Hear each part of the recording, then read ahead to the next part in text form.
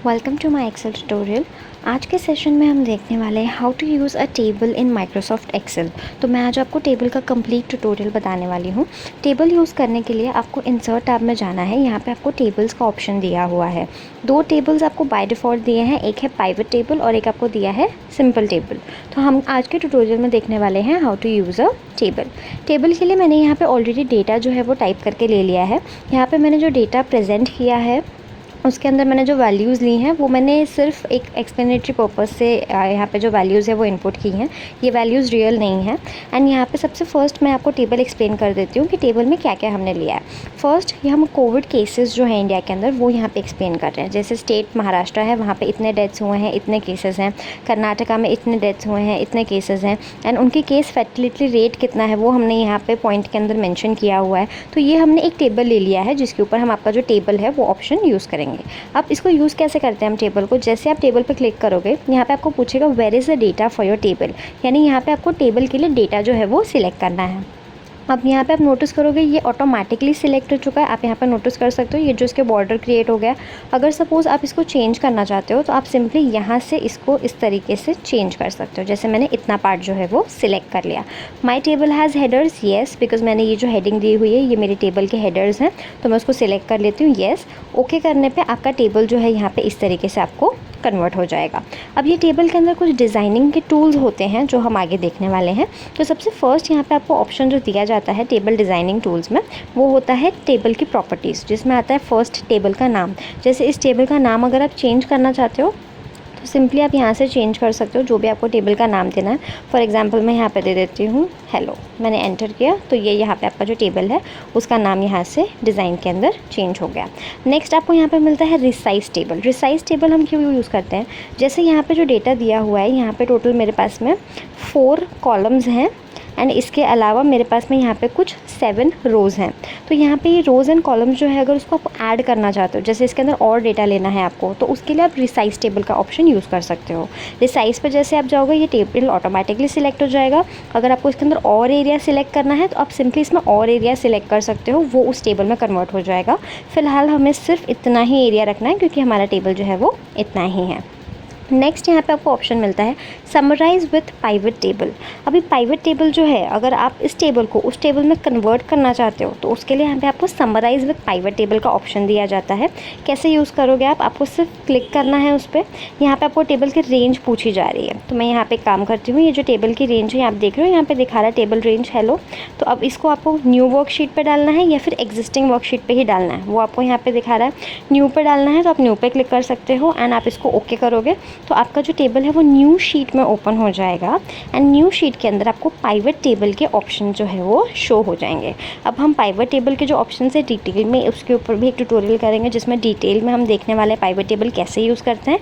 But मैं आपको एक सिंपल पाइवट टेबल यहाँ पे बता देती हूँ। जैसे कि अगर हमने यहाँ पे स्टेट पे क्लिक किया तो यहाँ पे ऑटोमेटिकली स्टेट्स आपको शो हो जाएंगे। अगर मैं यहाँ पे डेथ पे क्लिक करूँगी तो मुझे यहाँ पे वो डेथ दिखाएगा। अगर मैं केसेस पे क्लिक करूँगी तो यहाँ पे मुझे केसेस दिखाएगा। एंड अगर मैं केस फर्टिलिटी रेट पे क्लिक करूँगी तो वो मुझे यहाँ पे इस तरीके से शो करेगा। अब आप नोटिस करोगे कि ये सबका सम यहाँ पे आ रहा है और ये जो है ये रो में आ रहा है, क्योंकि यहाँ पे हमने ऑलरेडी उस तरीके से उसको दिया हुआ है। अगर सपोज़ आप स्टेट को रो में से निकाल के कॉलम में डाल देते हो तो वो ऑटोमेटिकली कॉलम्स के अंदर चला जाएगा। वापस से मैं बताती हूँ, स्टेट को अगर मैं रो में शिफ्ट कर देती हूँ तो वो मुझे यहाँ पर रो में दिखाई देगा। तो इसीलिए जो पाइवट टेबल होता है उसके अंदर बहुत डिटेल के अंदर ऑप्शंस होते हैं जिससे हम लोग पूरा रिपोर्ट जो है आपका बना सकते हैं, फ़िल्टर कर सकते हैं। अब जैसे यहाँ पे डेथ है, केसेस है, ये सब वैल्यूज़ में चला गया है। वैल्यूज़ के अंदर नंबर्स आते हैं एंड आपका जो टोटल कैलकुलेशन है वो आपको दिखाई देता है। तो अगर सपोज़ मैं इसको यहाँ से रो में कन्वर्ट करूँगी तो वो मुझे रो के अंदर इस तरीके से दिखाई देगा। तो ये अगर आप उसको पाइवट टेबल में करना चाहते हो तो वो भी ऑप्शन आपको यहाँ पे टेबल में दिया हुआ होता है। नेक्स्ट उसके बाद में जो आपका टेबल है उसके अंदर हम लोग ऑप्शन देख रहे हैं समराइज़ के बाद में रिमूव डुप्लिकेट्स। अब जैसे कि आपका कोई टेबल है जिसके अंदर बहुत सारी डुप्लिकेट वैल्यूज़ हैं, वो नाम हो सकता है, नंबर हो सकता है, एंड आपको अगर वो डुप्लिकेट वैल्यूज़ रिमूव करनी है तो आप यहाँ पर रिमूव डुप्लिकेट्स पे क्लिक करोगे। आपको पूछेगा कि कौन से रोज़ या कौन से कॉलम्स में से आप वो रिमूव करना चाहते हो। तो यहाँ पर ऑलरेडी बाई डिफ़ॉल्ट चारों के चारों सिलेक्ट हो चुके हैं। अगर मैं ओके करूँगी तो कोई भी अगर डुप्लिकेट वैल्यू रहेगी तो रिमूव हो जाएगी, अदरवाइज़ वो आपको दिखाएगा no duplicate values found, because इसके अंदर सारे यूनिक नंबर्स जो हैं वो यूज़ किए गए हैं। नेक्स्ट आता है convert to range. Convert to range मैं आपको लास्ट में बताऊंगी ये ऑप्शन।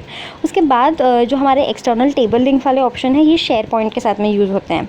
तो ये शेयर पॉइंट वाले जो ऑप्शन है वो अभी फ़िलहाल हम इसके अंदर यूज़ नहीं कर रहे हैं। नेक्स्ट इसके बाद में आता है table style options. Table style options के अंदर क्या होता है, जो आपने टेबल बनाया है उसका फॉर्मेटिंग आप कैसे करना चाहते हो। तो अब फॉर्मेटिंग के अंदर सबसे फर्स्ट आता है हेडर रो, जो हमने स्टार्टिंग में क्लिक किया था फर्स्ट में। अब अगर मैं इसको निकाल दूँगी हेडर रो को यहाँ से, तो आपका जो हेडिंग है वो चला जाएगा। आप हेडर पर क्लिक करोगे तो आपका हेडिंग आ जाएगा। तो इस तरीके से आप यहाँ से जो हेडिंग रो है इस तरीके से दिखा सकते हो। टोटल रो पे क्लिक करोगे तो आपका टोटल का रो ऐड हो जाएगा। बैंडेड रोज़ यानी आप ये डिज़ाइन देख रहे हो यहाँ पे, जैसे इस तरीके से ये ब्लू आया हुआ है, इसको बैंडेड बोलते हैं। अगर मैं इस पर से क्लिक निकाल दूँगी तो ये बैंडेड निकल जाएगा। फर्स्ट कॉलम हाईलाइट करना है, लास्ट कॉलम हाईलाइट करना है, बैंडेड कॉलम्स हाईलाइट करना है। तो इस तरीके से ये डिफरेंट आपको टेबल स्टाइलिंग के ऑप्शंस यहाँ पे दिखते हैं। लास्ट आपको ऑप्शन मिलता है टेबल स्टाइल्स, जिसके अंदर सिंपली आप जाके यहाँ से जो भी स्टाइल आपको पसंद है वो आप अपने टेबल के लिए सिलेक्ट कर सकते हो। यहाँ पे कुछ डार्क स्टाइल्स दिए हैं जिसके अंदर कुछ डार्क कलर्स यूज़ किए हैं। मीडियम स्टाइल्स में आपको कुछ मीडियम कलर्स मिलेंगे। एंड अगर मैं चाहती हूँ लाइट कलर्स में, तो यहाँ से आपको कोई भी अगर लाइट कलर लेना है तो इस तरीके से आप ले सकते हो। क्लिक करने पर वो यहाँ पर अप्लाई हो जाएगा। इसी के अंदर आपको लास्ट ऑप्शन मिलता है new table style. New table style यानी आप खुद से कोई स्टाइल डिफ़ाइन करना चाहते हो, तो यहाँ पे आप सिंपली नाम दे सकते हो, जो भी आपको स्टाइल का नाम देना है। यहाँ पे से आप उसका डिज़ाइन सेलेक्ट कर सकते हो, जैसे आपको फर्स्ट कॉलम में स्ट्रिप देनी है या सेकंड कॉलम में स्ट्रिप देनी है, वो स्ट्रिप का साइज़ कितना होना चाहिए वो साइज़ आप यहाँ से ले सकते हो। ये आपका फॉर्मेट जो है वो इस तरीके से आप डिज़ाइन कर सकते हो। उसमें अगर सपोज़ आपको बॉर्डर रखना है तो बॉर्डर क्या रहेगा, आप उसे अगर फिल करना चाहते हो तो कौन से कलर से वो फिल होगा। तो इस तरीके से आप पूरा डिज़ाइन जो है यहाँ पे अपने टेबल का वो आप बना सकते हो। ओके करोगे तो जो भी मतलब आपने बनाया रहेगा आपका न्यू टेबल स्टाइल, जब आप उसको अप्लाई करना चाहोगे तो वो आप यहाँ से उसको सिलेक्ट करके अप्लाई कर पाओगे। अभी फ़िलहाल आपने उसको वहाँ पे न्यू टेबल स्टाइल के अंदर क्रिएट करके सेव कर दिया है। अब नेक्स्ट इसके बाद में आपको यहाँ पे दिखाई देता है क्लियर का ऑप्शन। क्लियर ऑप्शन हम कब यूज़ करते हैं, जब हमें जो भी हमने फॉर्मेट्स इसके अंदर अप्लाई किए रहेंगे उसको आप क्लियर कर सकते हो। तो यहाँ पर आप सिंपली जाके क्लियर वाले के ऊपर क्लिक करोगे तो आपको जितना भी आपने स्टाइल दिया है उसको, वो सारा स्टाइल आपका वहाँ से रिमूव हो जाएगा। मैंने इसको अंडू कर दिया है। अब नेक्स्ट आप यहाँ पर नोटिस करोगे कि ये ऑप्शन आपको दिख रहे हैं, इसे हम कहते हैं फ़िल्टर। फ़िल्टर बहुत इंपॉर्टेंट ऑप्शन है एंड सबको पता होना चाहिए एक्सेल में कैसे फ़िल्टर यूज़ करते हैं। तो टेबल के अंदर जैसे आप फ़िल्टर पे जाओगे आप नोटिस करोगे यहाँ पे, जैसे मैंने स्टेट पे क्लिक किया तो ये मुझे सारी स्टेट्स दिखा रहा है। अगर सपोज़ मुझे सिर्फ महाराष्ट्र का देखना है तो मैं क्या करूँगी, सिलेक्ट ऑल निकाल दूँगी। यहाँ पर मैं सिर्फ महाराष्ट्र ओके करूँगी तो मुझे ये सिर्फ महाराष्ट्र का ही दिखाई देगा। अब अगर नेक्स्ट मैं यहाँ पे जाऊँगी एंड यहाँ से अगर सपोज़ मैं सिलेक्ट ऑल करके ओके कर दूँगी तो अब ये मुझे सबका दिखाई देगा। तो इस तरीके से आप यहाँ से जो भी आपके फ़िल्ट्रेशंस है आप यहाँ से उसको सिलेक्ट एंड अनसिलेक्ट कर सकते हो। एंड इस तरीके से आपके जो भी फ़िल्टर है वो आपके टेबल के अंदर अप्लाई हो जाएंगे। अब जैसे मैंने आपको बताया ये कन्वर्ट टू रेंज का लास्ट ऑप्शन मैं आपको बताऊँगी। कन्वर्ट टू रेंज कब यूज़ होता है, जब आप इसके अंदर फ़िल्टर्स नहीं देना चाहते हो अपने शीट के अंदर। एंड सेकेंडली आप ये टेबल टूल्स जो है वो निकाल देना चाहते हो। बेसिकली आप अपने टेबल को कन्वर्ट कर देते हो नॉर्मल टेक्स्ट फॉर्मेट में, उसे हम कहते हैं कन्वर्ट टू रेंज। कैसे करना है आपको, इसमें भी सेम सिलेक्ट करोगे आपका टेबल और उसको कन्वर्ट टू रेंज करोगे, उसको येस कर दोगे तो आप देखोगे यहाँ से आपका जो डिज़ाइन है वो चला गया है। पहले यहाँ पे क्लिक करने पे आ रहा था, अब नहीं दिखा रहा है। तो आपका ये जो टेक्स्ट है, आपका जो टेबल है वो नॉर्मल टेक्स्ट के अंदर कन्वर्ट हो गया है। तो इस तरीके से हमने देखे टेबल के ऑप्शंस, जो भी सिंपल ऑप्शंस हैं, टेबल कैसे यूज़ करना है, कैसे फॉर्मेट करना है, उसके अंदर डेटा आपको कैसे एंटर करना है, कुछ एडिट करना है डेटा तो आप यहाँ से एडिट भी कर सकते हो। तो इस तरीके से हमने देख लिया टेबल कैसे यूज़ करना है एक्सेल के अंदर।